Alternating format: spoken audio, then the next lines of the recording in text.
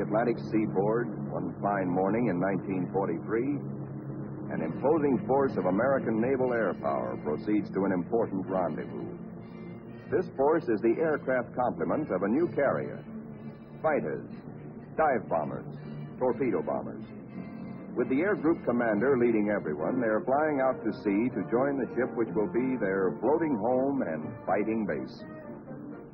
He is one of many carriers which the American people have built since Pearl Harbor to destroy the enemy in his own part of the world, far away. And there now is our base, powerful and serene. In honor of all American aircraft carriers, let us call her the Fighting Lady.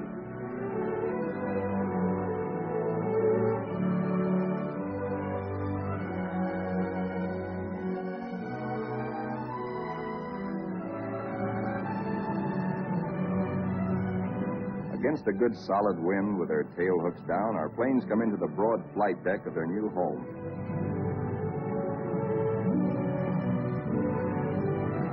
In case the plane's hook fails to catch the arresting gear, there is a series of stout wire barriers.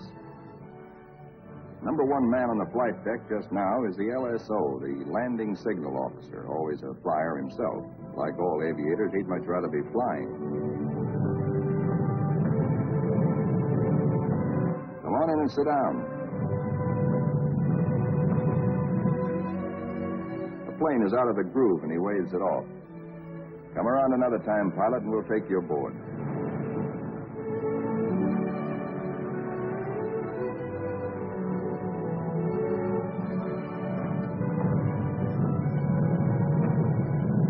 When planes land, they taxi quickly forward out of the way. Later, they'll have to be shifted to the stern and rearranged in proper position for takeoff.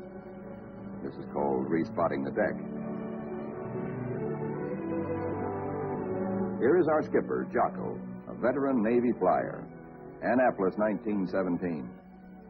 He is not impressed by our earnest efforts, nor the flight deck control officers. The skipper calls all hands together and gives us a piece of his mind. We'll never be ready for combat unless you flight deck crews learn right now to work as a team. Don't you men realize that before long we'll be in dangerous waters? That's too slow. Bear a hand.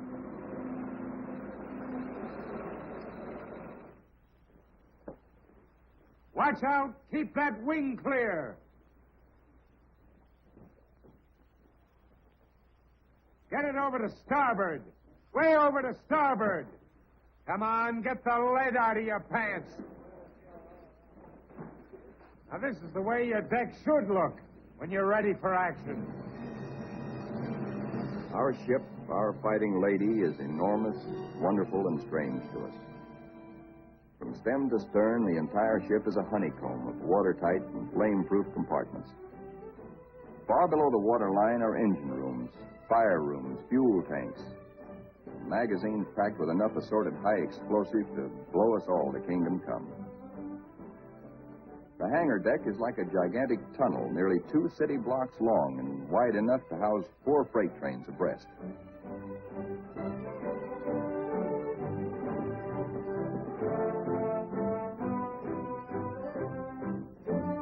It'll take us a week, a month maybe, to learn our way around.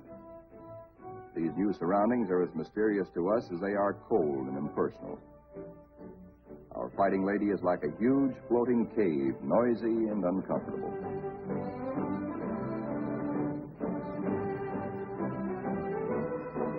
Elevators as big as a tennis court carry us topside to the flight deck. The great superstructure rising amidships is called the island. This is truly the ship's nerve center, its fighting brain. 85% of us who make up the Fighting Lady's family are volunteers in this war and have never been to sea before. We learned our jobs theoretically in intensive training ashore. A very short while ago, we were high school boys and college kids, or bank clerks, or farm hands, or factory workers. Now we are blue jackets and Marines, all members of a naval combat team nearly 3,000 strong.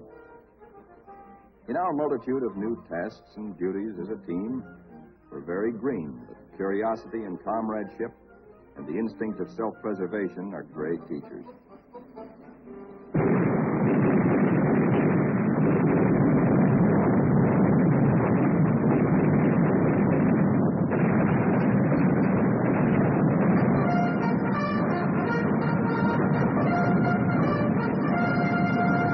Some of us have to master the delicate and complicated instruments which control the fire of our 5-inch batteries, the guns that must defend the Fighting Lady when enemy dive bombers and torpedo planes attack.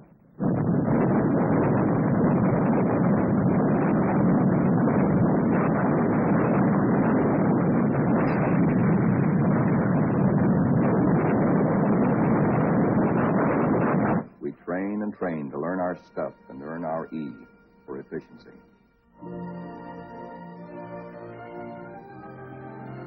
The Fighting Lady's destination is still a closely guarded secret. No one can hide the fact that we're entering tropical waters. Our ship seems more friendly and comfortable now. We greenhorns feel that a suntan will at least make us look like fighting sailors. Even our mascot, Scrappy, has been at sea longer than most of us.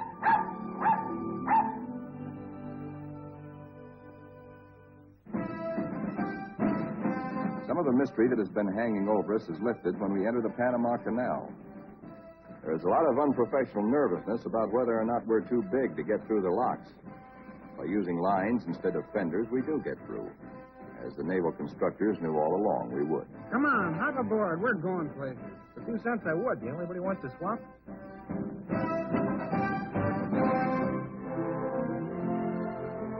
Now we stand out into the Pacific, and life aboard settles down into monotony. Here are our aircraft pilots, officers all. Ship's company call them the glamour boys. They are the men who fly and fight our planes. All the efforts of all the rest of us are concentrated on putting these people into the air and getting them back again. Most of us are hiding a certain amount of nervousness and anxiety, for many of us are Johnny-come-latelys, reserve officers who only recently learned to fly at Corpus Christi and Jacksonville. Others among us are specialists who trained at Quonset Point, Rhode Island. Reserves are called by the regulars, in a friendly way, 90-day wonders. In return, the Annapolis regulars are called the trade school boys. But whether Quonset or Annapolis, all are bound together in the fraternity, the close fellowship of Navy men.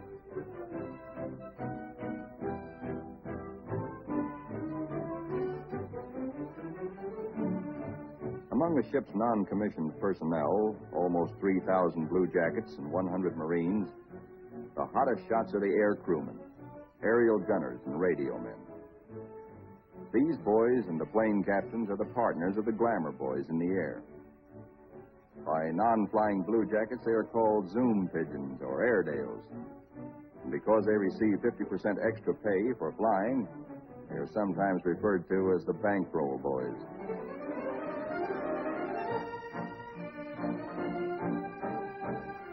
Everybody aboard ship backs up the flying group. This requires the efforts of all manner of people. Many of the jobs are far from glamorous. All the little tasks and services you find along Main Street must be performed by some members of our carrier's crew. For though the Fighting Lady is a powerful ship of war, she is also a sizable American community. Its population must be supplied with all the necessities and some of the comforts of home. Doc Sorensen, the pharmacist mate, is just like a village druggist. Next door is our hospital called Sick Bay. There's only a few patients now, but soon it is to be filled with our wounded. Men like these who perform the humble jobs that make life aboard a fighting carrier more bearable, the barbers and the cobblers, are seldom mentioned in communiques. They all have a place in our fighting team. Weeks pass. Now we are far out into the Pacific, which is a very considerable body of water. Monotony shuts down on us between our duties. Guessing where we're bound is still our chief pastime. Will we put into Pearl? Are we going to Iron Bottom Bay? Or maybe even to the Aleutians? All such gossip and rumor are called scuttlebutt or drinking fountain conversation.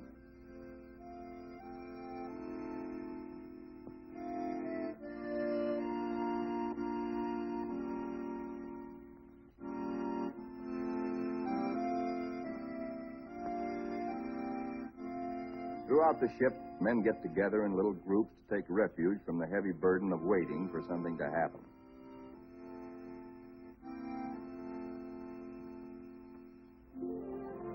And then one day, out of nowhere, comes a fast fleet tanker, and we're refueled at sea. This tells us something. This tells us that we are not going to Pearl or any other land base for a long, long time.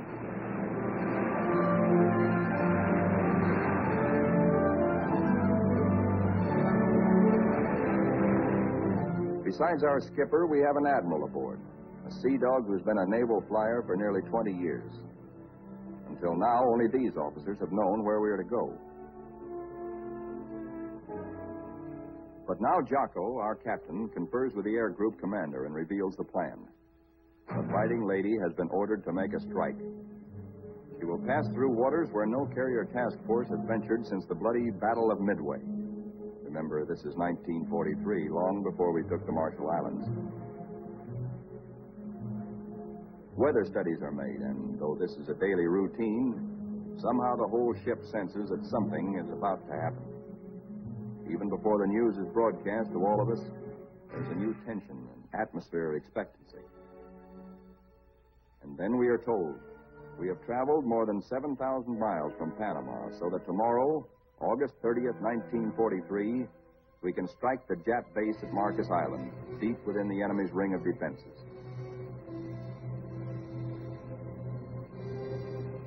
The evening before our first strike, the air group commander briefs all his pilots with maps and the model of our target. We are sticking out our necks to within 1,000 miles of Tokyo to divert the Japs' attention from other American activities far south and east of Marcus. Those of us who have never before been in battle, that's most of us, ask a lot of questions of those who have seen action. See gunners. Don't break off until you're practically on the same course and right astern of the enemy. Then push over fast. Outwardly, we try to seem composed and cheerful, but a lot's going on inside our minds. We question our most inner selves. What'll it be like? How'll we take it? Will we do all right? This is the night when a lot of boys write one more letter home.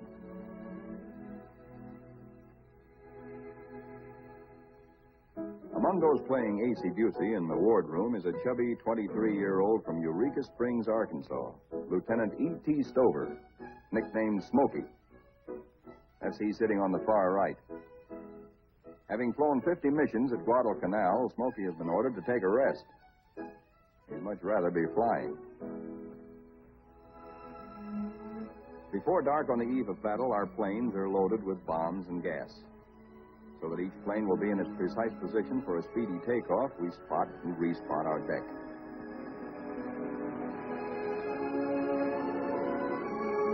Now all is perfect. We will strike at dawn. And now, GQ, General Quarters.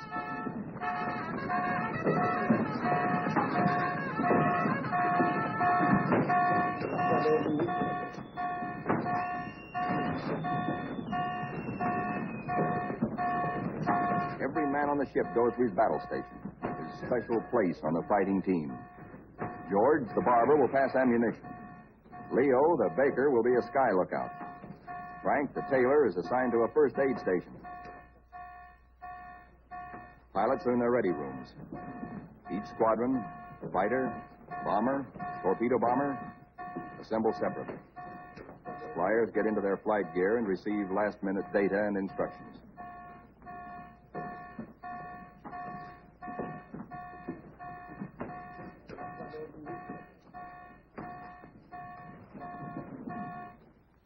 On the flight deck, our first battle dawn awaits us. Our whole ship is on hair trigger. The Fighting Lady is hardly 100 miles from the first target of her career. These last few minutes before the order for our first action are the toughest time of all.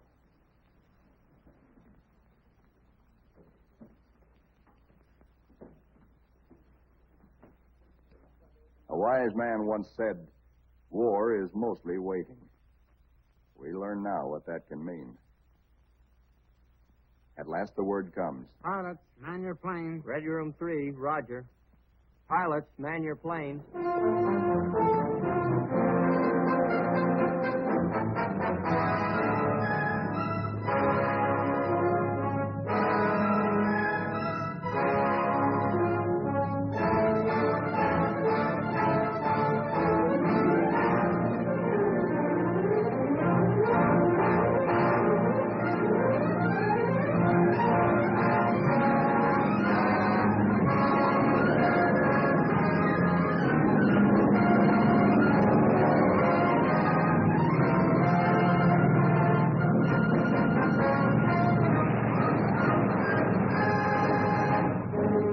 Fighters take off first to form cover aloft for the other squadrons. Then the bombers, heavy laden with destruction.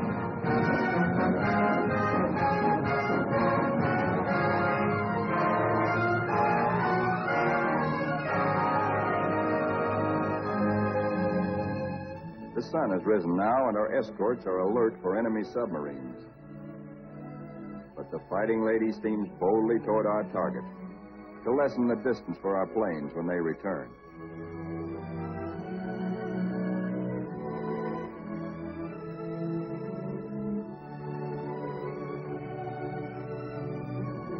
The radio plotting room is the electric eye and ear by which the Fighting Lady detects and keeps tab on all planes and ships for miles around us.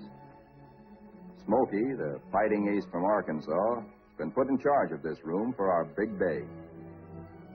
Hunched among his assistants, Smokey is like a super quarterback on a super football team. He is in constant touch with our entire air group.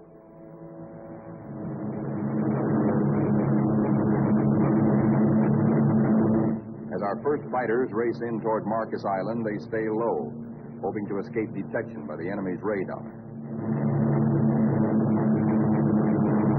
Then they climb suddenly and dive. Surprise strafing attack on the enemy's airstrips. These red balls floating up at us so lazily are anti-aircraft fire. There is 3 times as much of it coming up at us as we can see, because only 1 shell in 3 is a tracer. What look like fiery pollywogs are tracers from our own wing guns. The ack-ack is much heavier than expected, but through it we go to knock out enemy bombers on the ground. All through these battle pictures, realize that we are looking straight down our own gun barrels. These pictures are taken automatically by the same mechanism that operates the guns. Pictures even shake with the gun's recoil. Our eye is now the very eye of our fighting airplane.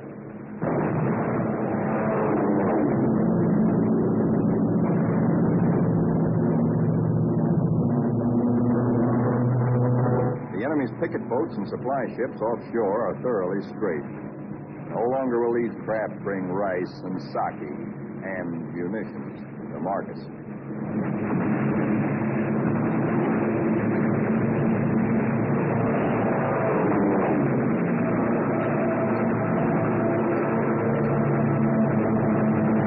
Our bombers flying higher see the island beginning to burn. A moment ago, it looked like a little jade trinket in a cobalt sea.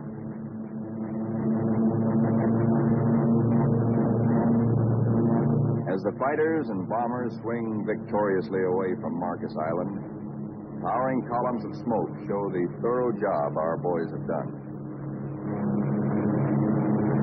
Back aboard ship, Smokey is tracking the flyers with care to be sure that none is missing and that no enemy planes are trying to follow them out to our Fighting Lady.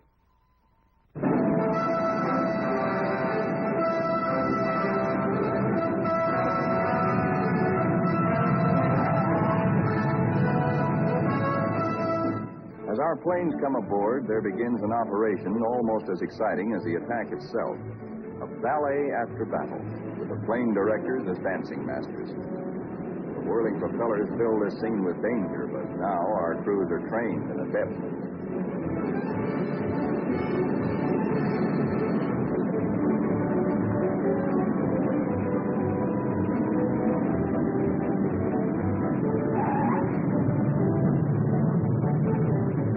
Landing signal officer performs an eloquent adagio on the Fighting Lady's stern.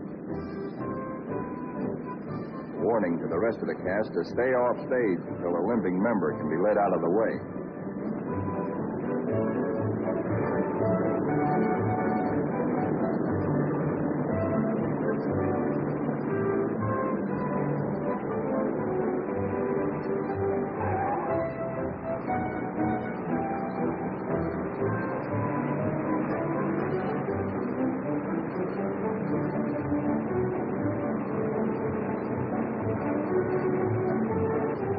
pilots go below to report to their combat intelligence officers. They have hot news, good news. They tell what they saw and did, how many rounds of ammunition they fired, how many bombs they dropped, what they hit, what they noticed at the target that was new and different or that may need hitting again. As the reports are added up and our combat photographers develop their pictures, the story becomes better and better. Every single Jap bomber on Marcus has been destroyed. 80% of the shore installations blasted or set afire. Hangars, radio stations, gas dumps, ammunition dumps. Marcus is now a lovely mess. In the radio plot, Smokey is worried. There are planes still up there, and he's wondering about them. They are ours, though, delayed by battle damage. Landing a shot-up plane on the carrier is a crucial test of how well-trained, how alert and steady a naval flyer is.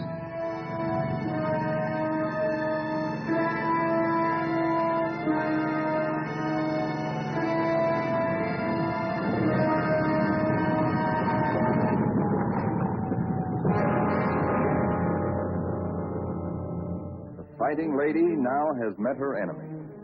In the wardroom, the pilots who this morning felt new and nervous now talk like veterans. We have been baptized by fire and have survived nicely. We of the Fighting Lady are growing up.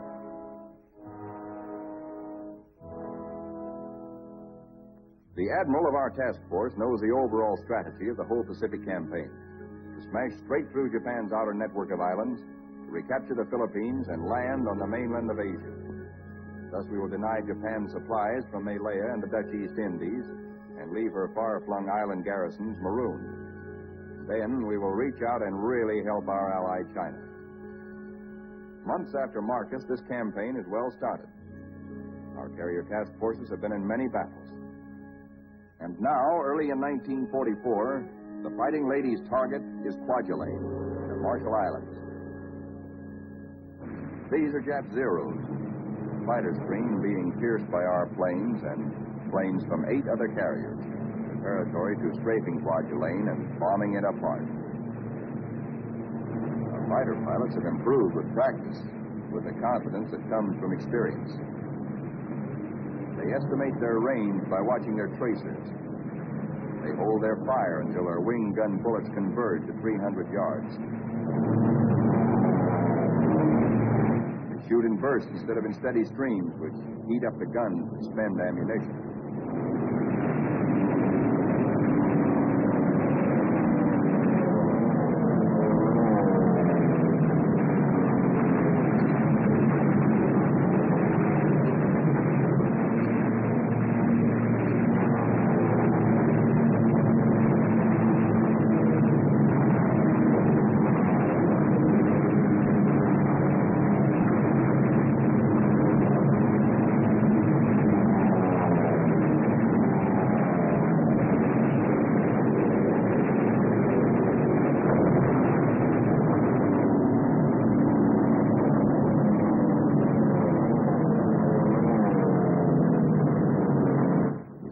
Kwajalein burning. Very satisfactory.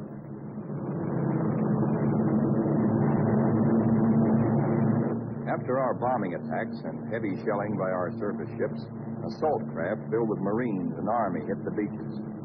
And very soon after that, Kwajalein is ours.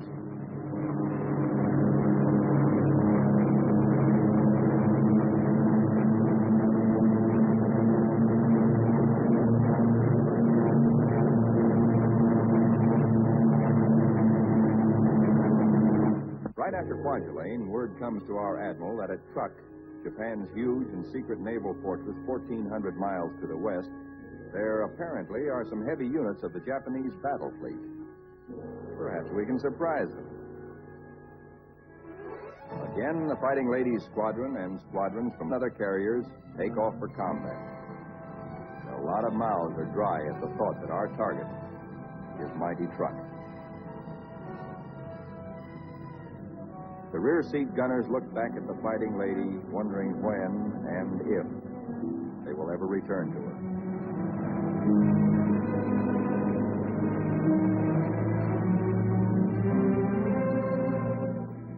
we know about truck, we know from a few photographs taken by some nervy Marines on reconnaissance just 18 days ago. We hear that it is a complex of heavily fortified islands surrounded by airstrips, with naval anchorages at certain spots among the islands. For the next 2 days, more than 1,000 of our carrier-based planes are going to sweep in on truck in relays. The planes appear to float gently off our bow. Actually, their airspeed is a good 70 knots. Diving in on truck, we again turn on our guns and their synchronized cameras. Truck's defenders are aloft, and we smack them hard.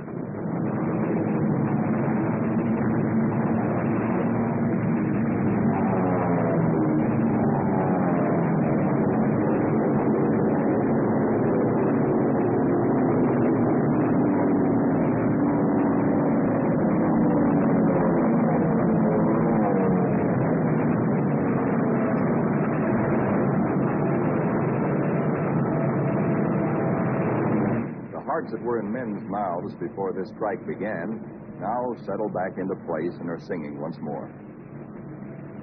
There's something really grand, something historic about diving in here on this place which Japan has been building and guarding jealously from all the Japanese eyes for 20 years. We dive right in low and take a good look at fighter strips, bomber bases, and seaplane ramps.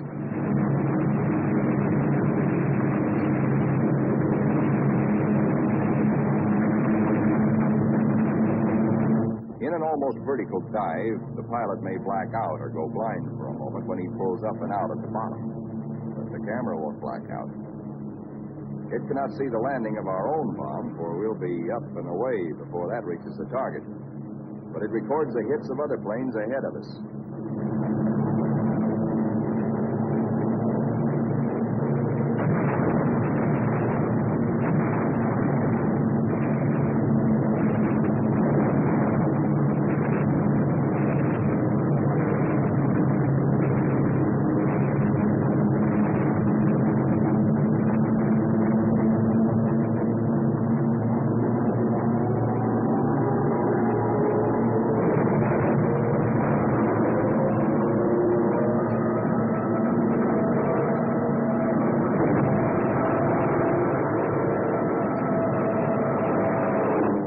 To find the Jap fleet here, but most of it's gone.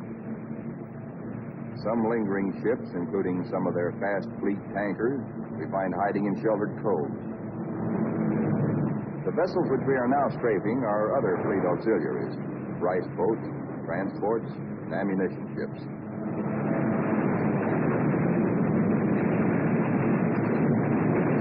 With bursts of 50 caliber incendiaries and armor-piercing slugs, we set them on fire, rip them open, often wide enough to sink.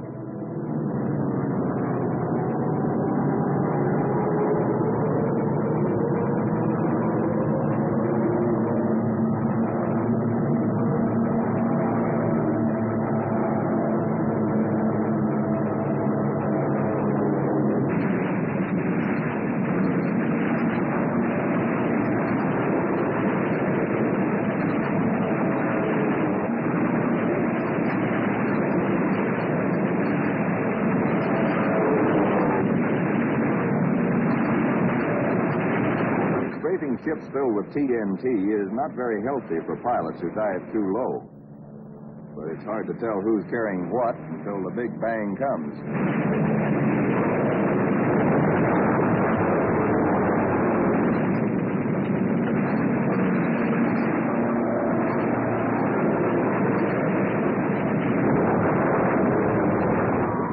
Returning to the deck at 130 miles an hour with a flat shot away, all a pilot can hope to save is his own skin. Here comes our new air group commander. He's had a bit of trouble. His windshield is blotted with blood, and he has to feel his way aboard. Strafing at low altitude, he took a 40-millimeter anti-aircraft burst right in the face. More than 200 wounds, and his plane a sieve. But he'll live to fly again. Some planes will not return, but others come back and land somehow, anyhow. Considering the toughness of truck, our losses are astonishingly light. No time is lost getting casualties below.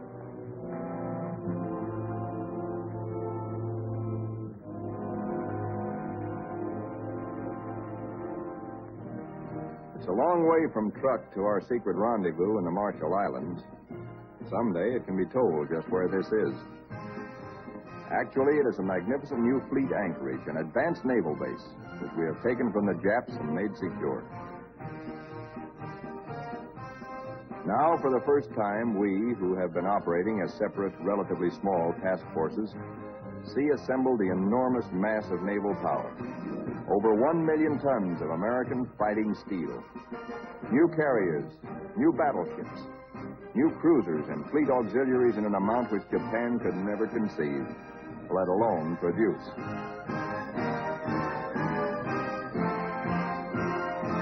That we are able to maintain supply lines over the vast distances of the Pacific is one of the miracles of this war. In the comforting presence of so much power, we relax and refresh our battle-strained nerves. Put my head under. Hey, Benny, when you going to die? You thought you'd have swim, hey?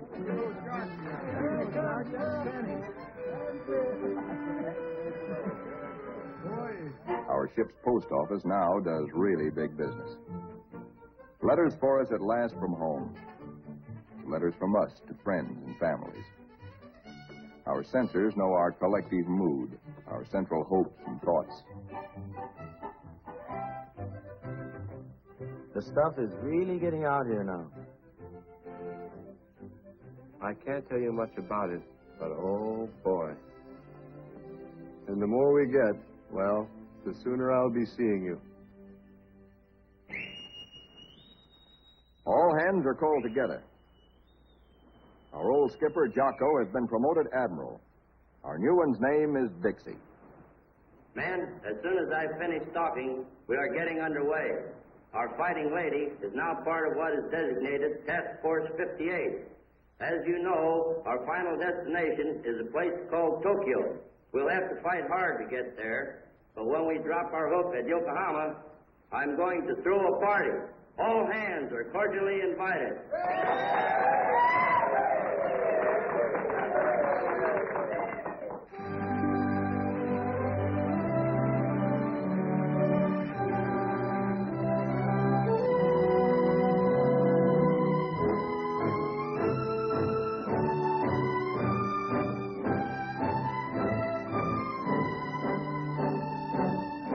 Our task forces are built compactly now around carriers like ourselves, with speedy new battle wagons at our side. A carrier skipper never leaves the bridge at sea, because carriers and their planes are the first to strike the enemy or to be struck by him. Our aircraft pilots are constantly on call, for despite the massive power spread out around us, these are still dangerous waters. Our pilots know this all too well, but it doesn't worry them now, for they're seasoned. They know how. There are a lot of new faces among us, but most of these men, too, have been in action. At places like Hollandia, Millie, Joliet, Palau, Rabaul, Wake, Maloelap. Our rear seat gunners and radio men are old hands now. Some of their faces are different, too, because there have been replacements. A lot of them have been made commissioned officers. There's a saying in the Navy that you never learn to love a carrier until she gets hurt. Well, perhaps we don't really love our fighting lady, but we've become mighty fond of her and almost comfortable, almost at home.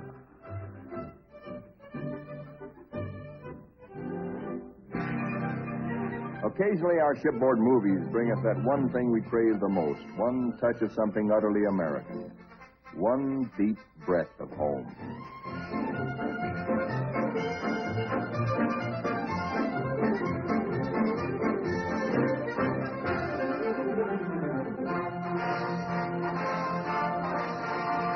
Like Jocko, our new skipper, Dixie, is an old hell-diving Navy pilot. In their battle caps, he and Admiral Mitcher look like big league baseball managers. Northwest we steam, and never before in history has an ocean borne such a weight of naval power. Not a Jutland, not a Japan's proud boast, Tsushima, was there anywhere near the force with which we now assert that this is our ocean. This is our air. We're seeking the Japanese battle fleet to prove it.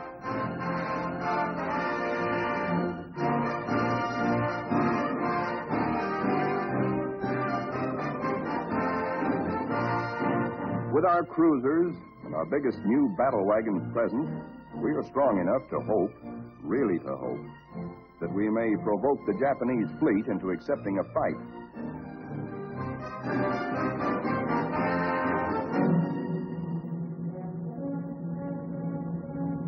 We're joined by plotting Coast Guard and Navy transports. The Marines again. So, another amphibious assault is cooking.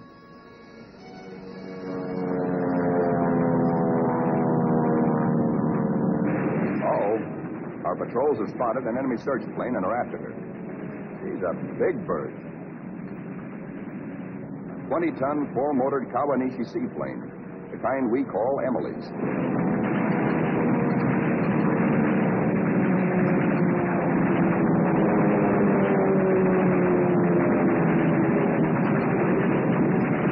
Miss Emily's a tough old girl.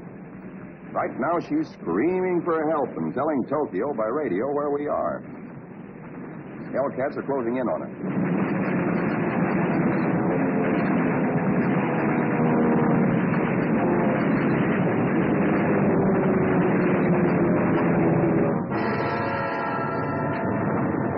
So long, Emily.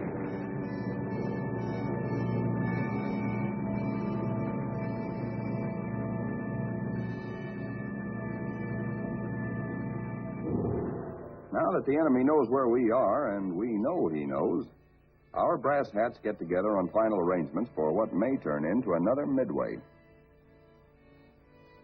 Our objective, the first of many in our drive through to the Philippines and China, will be the Marianas.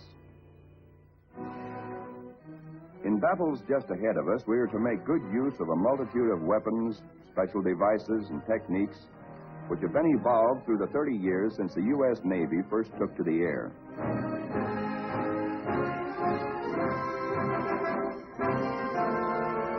Not only did our naval flyers create the aircraft carrier itself, but it was they who devised the torpedo plane and invented and perfected dive bombing.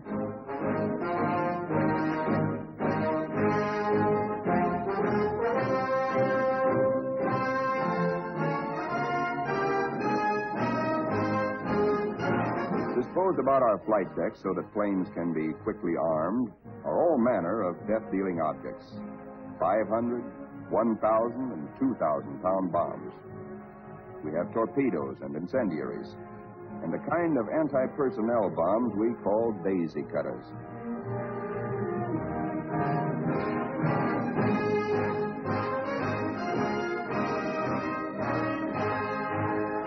Some of our bombs are armor-piercing, some for fragmentation. Others have delayed action fuses to prolong the effect of our bombardment for hours after we have delivered it. Here are the new rockets, which pack the same wallop as a 3-inch shell. They weigh little, and because there isn't much recoil, they can be fired from planes. On the eve of battle, we are told to scrub up to lessen the danger of infection in case we're wounded.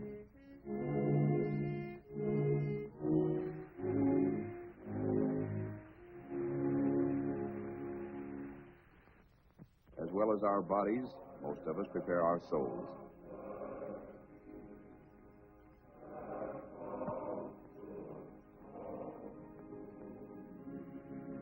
Always on the eve of battle, divine services are held in relays, so that every one of our fighting ladies' 3,000 sons has a chance to attend.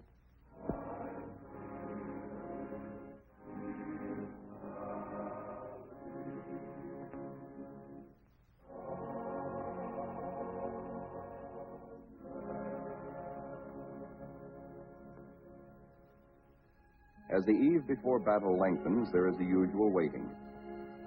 Again, we're reminded that war is mostly waiting.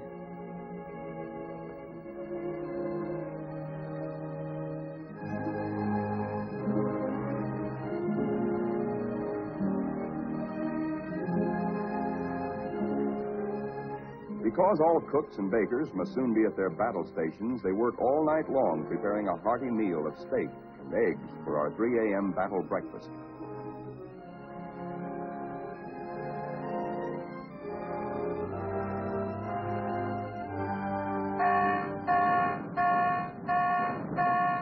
We are being attacked.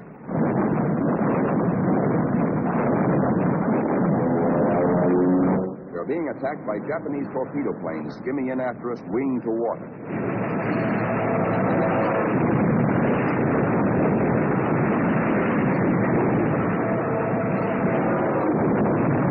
All they want is one hit on our flight deck. We have nearly 90 planes fueled and loaded with bombs, ready for the takeoff.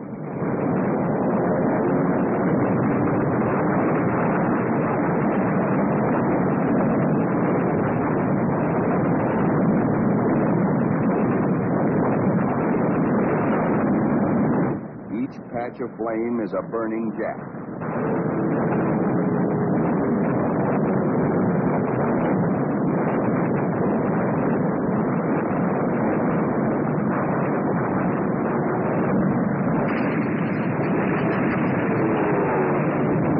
In this surprise attack, 19 Japs are polished off by our ship's batteries.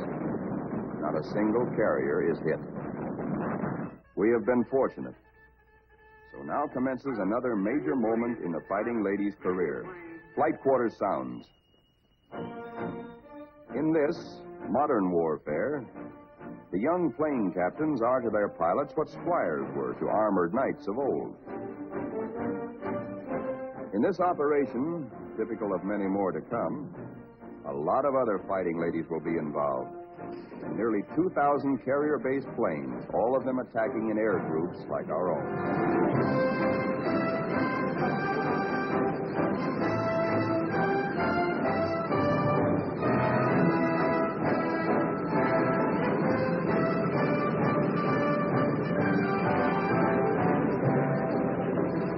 From now on, we tighten our belts and steady our hands as our Navy makes progressively bigger attacks nearer and nearer the heart of Japan.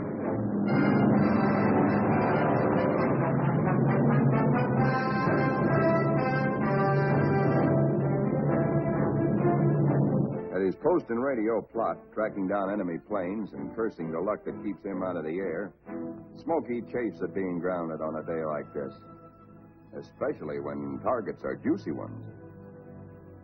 All the Jap air bases and military installations in the Marianas, and a special prize package, Guam, the island which we did not fortify, but the Japs did.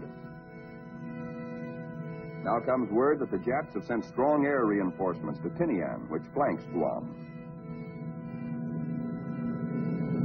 Again, our synchronized cameras record, as no human eye and memory could record, just what our guns and bombs do to the enemy. These pictures enable our air combat intelligence officers to assess the damage as we swoop down upon Tinian.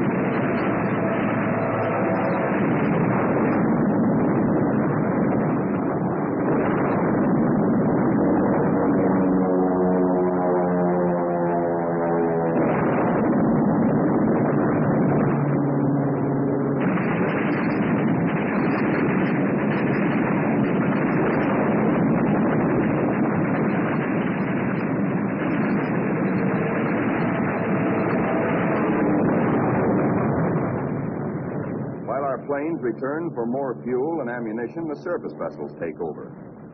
The prodigious naval barrage to prepare the beaches our assault forces are going to hit. Not only our newest, but some of our oldest and proudest battleships are here. The Colorado, the Tennessee, and the USS Pennsylvania, flagship of World War I.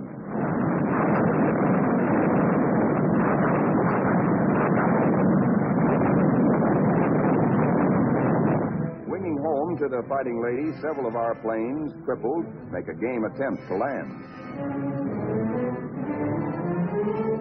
Now is when the landing signal officer must judge not only the speed, but estimate the battle damage of planes like these.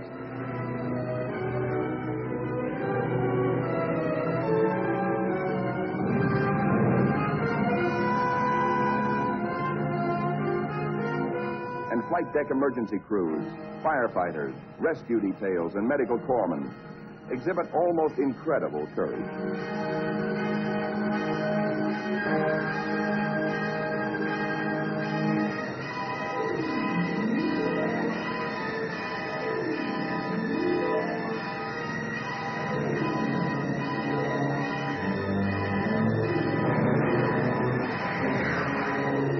The pilot of a torpedo plane has been unable to release his load of incendiaries. Burning thermite is spilling out at incandescent heat. In the plane's tanks remain about 75 gallons of high-octane gas. The men who brave this danger to save pilot and crew deserve every citation they get.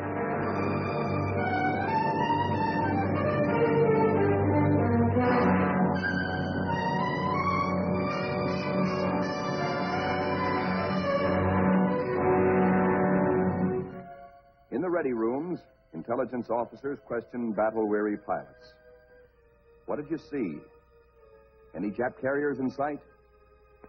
Are you sure they were carrier-based planes? Then from radio plot comes uncomfortable news. Torpedo planes and dive bombers from enemy aircraft carriers are approaching. All hands, man your battle stations. To our engine room go orders for flank speed, which is a few knots faster than full speed, in case we need to take evasive action. All boilers are lighted to let the Fighting Lady outdo herself if necessary. The engine room people turn on the heat, and the propeller shafts churn like fate in their alleys.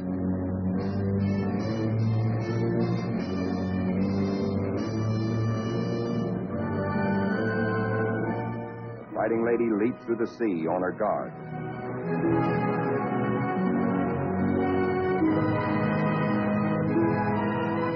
Skipper Dixie gears himself for action, and so does wise old Scrappy.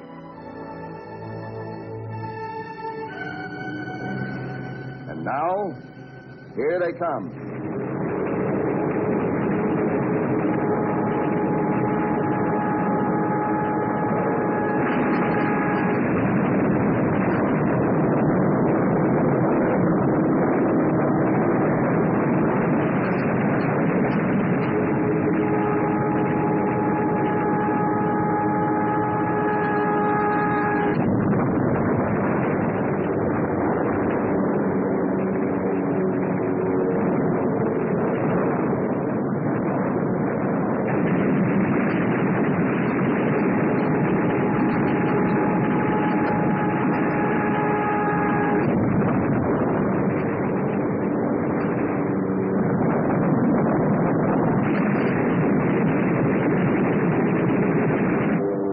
Jill, torpedo bomber, miraculously keeps coming through our wall of black.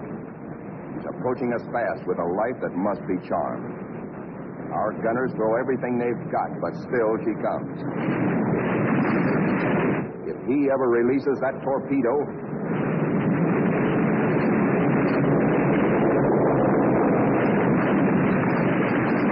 He missed us. Either the pilot was already dead or his release gear jammed. Smokey, the pride of Arkansas, hears about that one, he almost takes off. Now our reconnaissance has spotted the Japanese task forces. This is the moment we've been fighting and praying for. Every plane that can fly and every qualified pilot is ordered into the air. At last, Smokey gets his chance to fly again. Pilots, man your planes. Pilots, man your planes.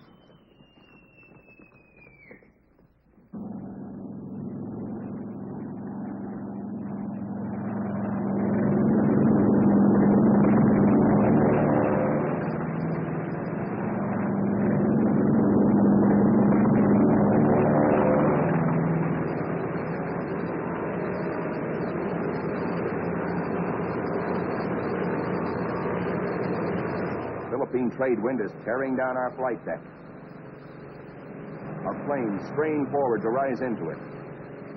Our entire air group thunders out behind the group commander.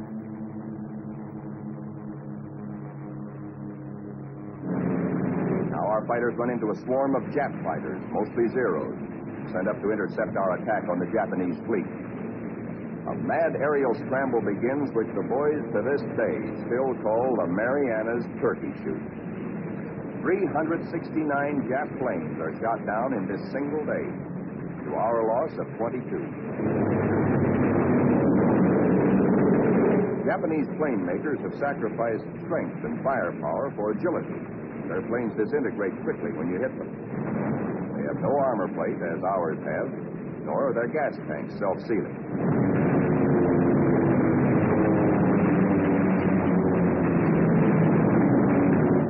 Little monkeys are fancy flyers. They think aerobatics can win dogfights, whereas we believe in smooth flying and careful shooting.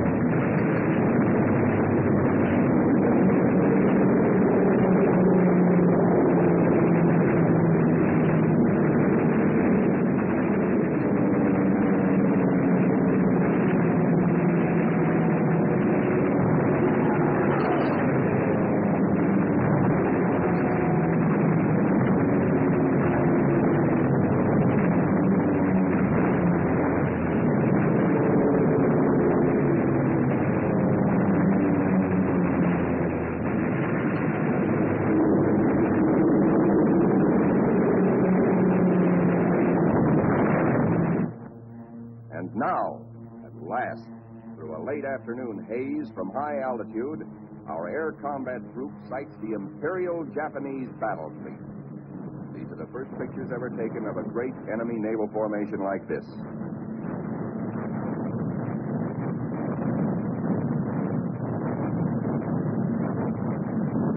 There it is, that Imperial fleet, crawling around below us in violent evasive action. Us looking down on them in the seas they think they own. Some of these Japanese ships are scampering away at better than 40 knots.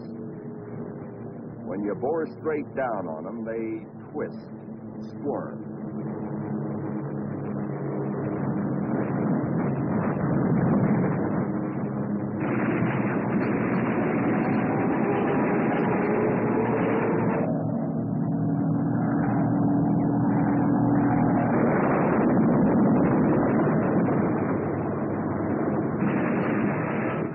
A big destroyer at the bow, hoping to shoot out his bridge. And he shoots back plenty.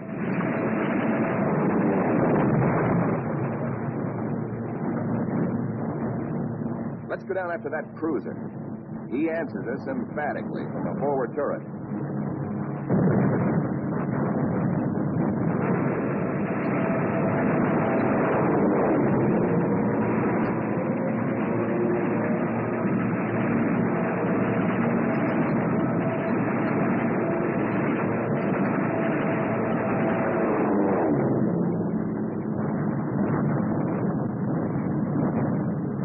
A 25,000-ton Jap carrier of the Hayataka class is going to get it.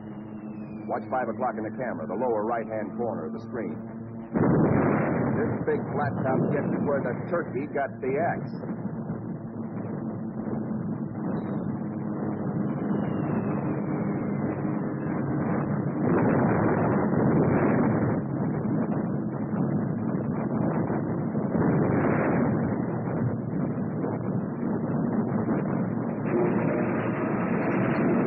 touch off some of these babies.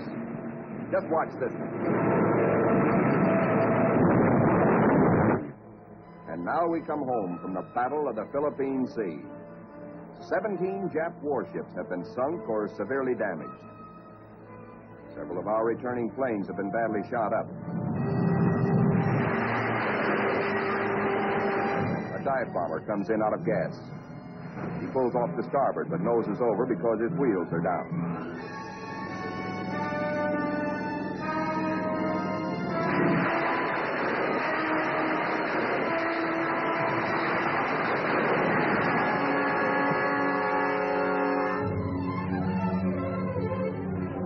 This pilot has 73 holes in his plane, and his leg almost shot away.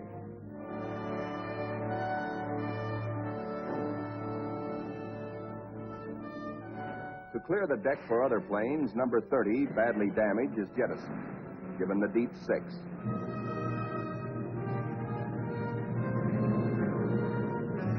Watch carefully. This man's controls are all but shot away.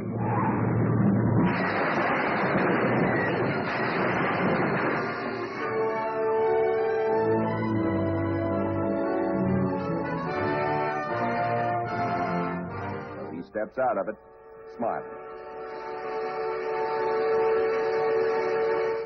And now it is time to paint up the scores.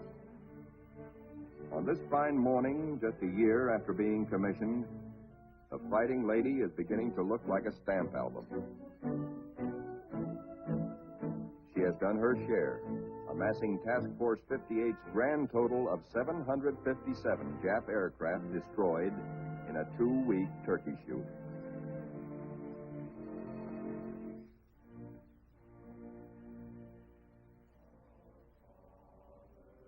But there's another score to add up. Our own casualties. Quite a few faces are no longer with us on the Fighting Lady.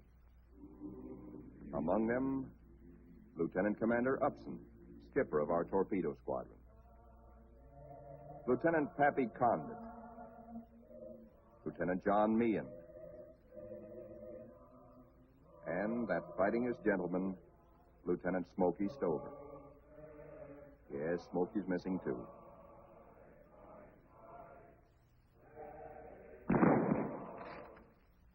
Salute them under their country's flag. For they were brave. They were gallant. Others will come forward to take their places. For the battles we have fought on the seas and in the sky are only the beginning. Still hungry for battle will steam our carrier. Serene, powerful, unafraid. She and her planes will come home again someday, God grant, but not until the bitter, glorious end. For she is, and we salute her, the Fighting Lady.